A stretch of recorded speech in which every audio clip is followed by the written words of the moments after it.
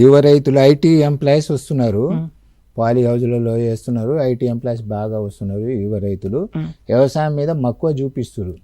Poly house అనేసరికి ఇక్కడ ఎకరంలో పండే పంట 1 రెట్టు, అక్కడ 5 రెట్లు పండుతుంది.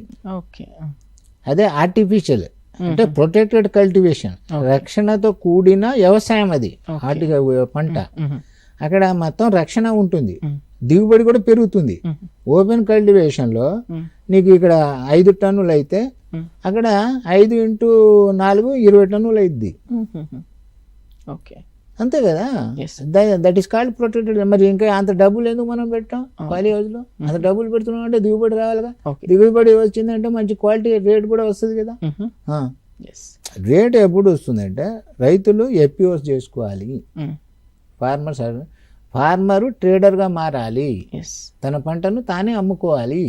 అప్పుడు కలిసి అందరు కలిసి అమ్ముకున్నప్పుడే మంచి రేట్ వస్తుంది, మంచి ఇన్కమ్ వస్తుంది.